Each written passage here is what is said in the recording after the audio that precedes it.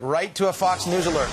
Nate now downgraded to a tropical storm, but not before making landfall twice as a Category 1 hurricane overnight. The Mississippi coast battling powerful storm surge at this hour and flooding as well. The effects are also being felt in Alabama. That is where we find Rick Leventhal, who is live for us in Mobile, Alabama. Rick, what are you seeing there?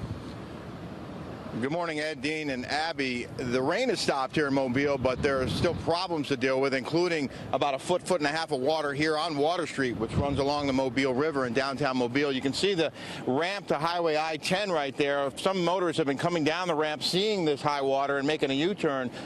There's one truck that did not and decided to try getting through, and then you see the car next to him with the flashers on. He stalled out, and he told me, the driver, that he's going to wait for the water to recede and then try to get his car out of there. That might be a while. And here comes an 18-wheeler trying to make its way past the convention center and onto the highway.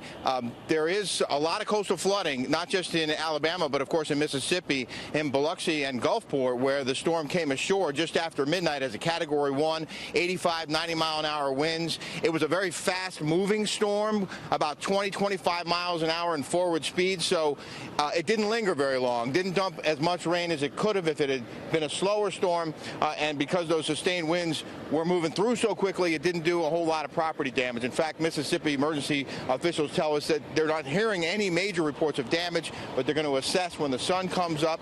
No reports of deaths or injuries that we've heard so far as this truck makes its way past us headed towards the highway. But there are power outages, tens of thousands of them, including some 46,000 people without power here in the Mobile area. So that's another issue. And of course, this storm is still packing some pretty powerful winds and a lot of rain. It's moving its way now north of us. So there are people inland that are going to be dealing with Nate for some time to come. This is the first time since Katrina that Mississippi took a direct hit from a hurricane, and they are, again, going to be dealing with some issues there and assessing the damages once that sun comes up, guys.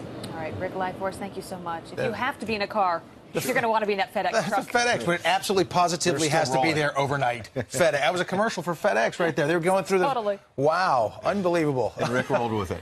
He did. He rolled right with it. He Rick rolled it. Well, speaking of Rick, let's go over to our other Rick Reichmuth, for what we can expect throughout the day and tomorrow. What are you hearing? Well, I tell you, Rick was just talking about Katrina. That brought about a 30-foot storm surge onto Mississippi coastline. This one about a 5-foot storm surge. So a far less significant storm than that one, obviously. But that will still cause some damage across the coastline there. Rain still to be had. There will be more coming through the area.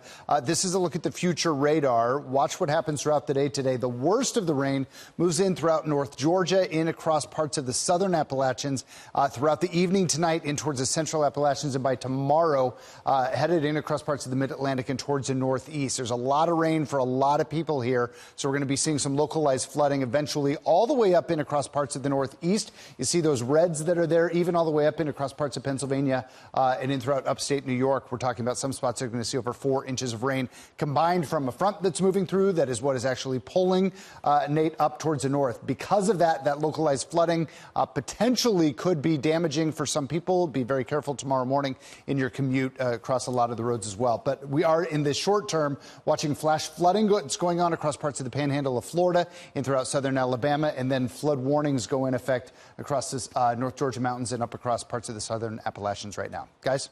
All right, keep a close eye on that. Thank you so much, Rick.